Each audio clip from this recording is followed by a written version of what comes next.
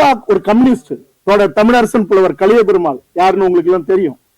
இந்த மண்ணுக்காக, இந்த மண்ணின் விடுதலைக்காக போராடி இந்த மண்ணுல ரத்தம் சிந்தி உயிர் விட்டவர்கள். அவருடைய உயிர் நண்பர் எங்க அப்பா. அப்ப அந்த வழி வந்தவன் நானு. 9வது வரைக்குமே நான் சினிமா பார்த்தது இல்ல. சிவப்பு மல்லிங்கிற ஒரு படம் வந்த போது நம்ம கருத்துள்ள படைப்பு வருதுன்னு வான்னு கூட்டிட்டு போனாரு. அதுக்கு முன்னாடி திரை தெரியாது, காட்சி என்னன்னு தெரியாது. போய் நின்னா விஜயகாந்தனுடைய கருத்த முகம், செவந்த கண்கள், அந்த தப்படிச்சு எரிமலை எப்படி பொறுக்கும் நெருப்புக்கு இன்னமா உறக்கம் அந்த பாடும்போது பார்த்ததுல அப்படியே கண்ணு வழியா இறங்குனதுதான். அப்படியே படிப்படியா நகரத்துக்கு வந்து படிக்க ஆரம்பிச்சும் போது சினிமாவுக்கு போயிடணும் அப்படின்னு தோணுச்சு.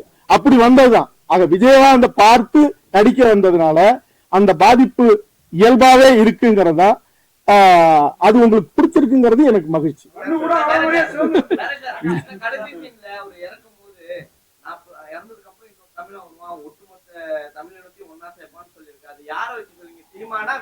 ஒரு எதிர்காலத்தை சொல்லி இல்ல இப்ப நான் ஒண்ணு கேக்குறேன்.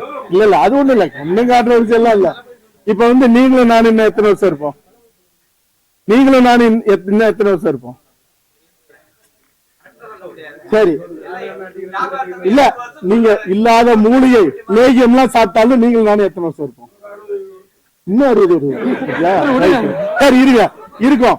ஆனா 60 ஆண்டுகளுக்கு பிறகும், இப்ப 2000 வருஷத்துக்கு முன்னாடி திருக்குறளுங்கிறோம், சங்கப்பாடல்கள்ங்கிறோம், படைப்பு. அப்ப இன்னும் 60 ஆண்டுகளுக்கு பிறகு, 100 ஆண்டுகளுக்கு பிறகு, 200 ஆண்டுகளுக்கு பிறகு இது ஒரு படைப்பு, இதையும் ஒரு இலக்கியமா பாக்குறேன். அப்ப இந்த படைப்பை பார்க்கும்போது யார் யார் பேரடா சொன்னாவன்?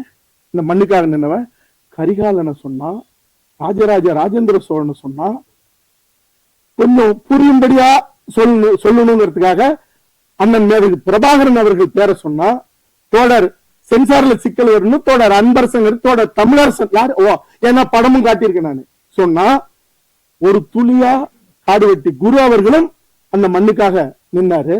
அப்ப இந்த வரிசையில எவனாவது ஒருத்தன் வருவான் அப்படின்னு சொன்னா அது நாமளாதான் இருக்குன்னு ஒருத்தன் வருவான்ல. இப்ப நான் எப்படி வந்தேன்? இந்த வரலாறு தெரிஞ்சுட்டு தானே வந்தேன். ஆக இந்த மண்ணுல ஒரு விதையும் போடணும், அதுதான் முக்கியம். அதுதான் அதாவது இல்ல சொன்னாங்க என்னன்னா, இல்ல இரு அவரு முக்கியமான கேள்வி. என்னுடைய தாய்க்கு சமமான தமிழீழ தேசிய தலைவர் பிரபாகரன் அவர்கள் படம் வீட்டு வாசல்ல, அந்த ஓட்டு வீடு இன்னமும் இடிஞ்சு இருக்குது. இப்ப போனாலும் கிட்டத்தட்ட 35 ஆண்டுகளுக்கு முன்பு மாட்டப்பட்ட கசங்கி அழுக்காகி போன தலைவர் பிரபாகரன் படம் அந்த வீட்டு வாசல்ல இருக்கும். இன்னும் இடிக்கப்படாத வீடு அது. இத வந்து என்னகிட்ட கேட்கல, என்னகிட்ட கேட்கறதுக்கு முன்னாடியே சென்சாருக்குள்ள இருந்த ஒருத்தர், அப்புறம் சொல்லப்பட்டது எனக்கு, இது என்ன இதுக்கு அது தூக்கணும் அப்படின்னு ஒருத்தர் சொல்லும் போது இன்னொருத்தர் சொல்லியிருக்காரு, இல்லங்க நான் அந்த பகுதிக்கெல்லாம் போயிருக்கேன், அவர் வீட்டு வாசல் முன்னாடி அது இருந்தது அப்படின்னு இன்னொரு உறுப்பினர் சொல்லி அவங்களுக்குள்ளே வாக்குவாதம் நடந்து இருந்ததுன்னா இது உண்மை கதைன்னு நீங்க ஏத்துக்கும் போது அதையும் நீங்க ஏத்துக்கிட்டு தான் ஆகணும் அப்படின்னு சொல்லி அது அந்த படைப்புல வந்தது. இல்ல விஜயகாந்துக்காக இல்ல, நீங்க வரலாறே இருக்கு. அரியலூர் மாவட்டத்தில் 7 அம்பேத்கர் சிலைய அண்ணன் குரு அவர்கள் திறந்து வச்சாருங்கிறது எல்லாருக்குமே தெரியும். எதுக்கு சென்சாரு? அம்பேத்கர் இந்த மண்ணுக்கான ஒரு மனித வளத்துக்கான தலைவர். வச்சாங்க. அதான் அவரே பேட்டியில சொல்லியிருக்காரு.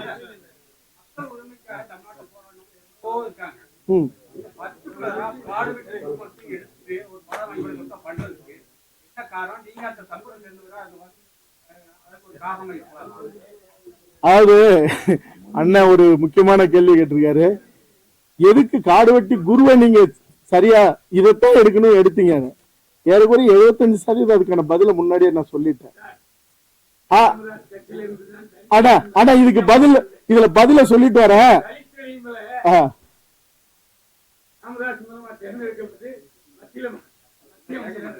அதாவது முதல்ல வருகிற அமைச்சர் ஒரு தலித்தை தான் நான் உருவாக்குவேன்னு சொல்லி மருத்துவர் ராமதாஸ் ஐயா அவர்கள் இந்தியாவிலேயே முதல் முறையா அண்ணன் பயில்வான கலவரத்துல குண்டு போடாத இப்படி ஒரு கேள்வியை தூரத்துல இருந்து கேட்கறதே பெரிய விஷயம். வச்சிருக்கீங்களா குண்டு? ஆமா.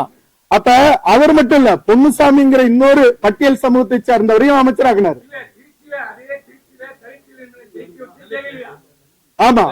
அதுக்கப்புறம் அவங்க போய் அதான் அது வரவேற்புக்குரியதுதான். அண்ணன் கேட்டதுக்கு நான் இல்ல, அவர் அண்ணன் கேட்டது சொல்லிடுறேன். நான் முன்னாடியே சொல்லிட்டேன். 75% மிக முக்கியமான தூண்டுதல் ஞானவேல் அவர்களும். நான் சிவகுமார் சார் எப்பவுமே இன்னைக்கு இல்ல என்னைக்கும் மதிப்பேன். ஆனால் நீங்க ஞானவேல் அவர்கள் செஞ்சது தப்புன்னு நீங்க உங்க வயசுக்கு சொல்லாதது எனக்கு வருத்தம் தான். ஏன்னா நானே அவருக்கு குறுஞ்செய்தி அனுப்புனேன். மருத்துவர் ராமதாஸ் ஐயா சந்திங்க, இது 2 சமூகத்துக்குள்ள பெரிய சிக்கலாகுதுன்னு குறுஞ்செய்தி அனுப்பி கூட ராமதாஸ் ஐயா மழை அன்னைக்கு அந்த நாள்ல அவர் சந்திக்கலாம் இவரு தயாரா இருந்தார் ராமதாஸ் ஐயா. ஆனா அவரு பதிலே சொல்ல.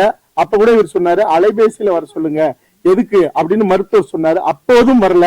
ஆக இந்த தகிப்புல அந்த படைப்பினுடைய லாபம் பார்க்கணும்னு நின்ன நிலை இருக்குல்ல, அதனை தொடர்ந்து அவர்கள் நடந்துகிட்ட முறை இருக்குல்ல, அதுதான் மிக முக்கியமான.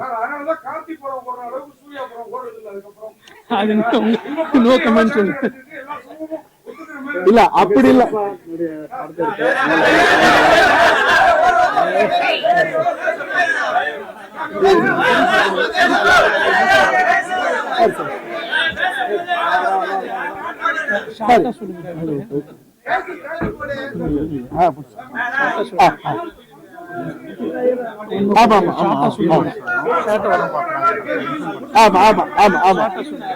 இருங்க அமைதியா இருங்க.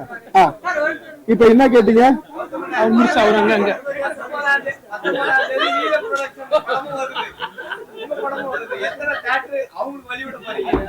அதாவது வழிவிடுற அளவுக்கு நான் ஒன்னும் பெரிய ஆள் இல்ல. சகோதரன் அதியன் ஆதரியின் ஜெயிக்கணும்னு நான் மனமாற வாழ்த்துறேன். ஏன்னா அதியன் ஆதரியும் ஒரு மண்ணுக்கான உரிமை பேசுற படிப்பை எடுத்திருக்காரு. அதனால நீலம் புரொடக்ஷனும் வெற்றி அடையணும், இந்த மண்ணுக்கான படைப்பை செய்யணும், கொஞ்சம் உணர்ச்சி வசப்படாம சில விஷயங்களை பண்ணணும்னு தான் நான் சொல்லிக்கிறேன். அதனால மண்ணுக்காக படைப்பெடுத்தவர்கள் அத்தனை பேரும் வெல்லணுங்கிறது தான்.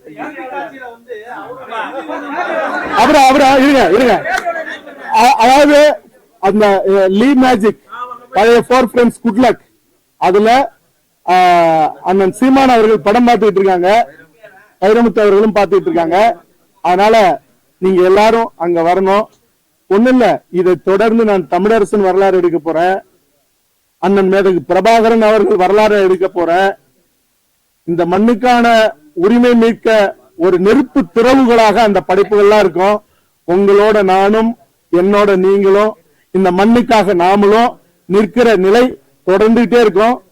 பெரு நெகிழ்வோட உங்ககிட்ட இருந்து நான் நன்றியோட விடைபெறேன். நன்றி.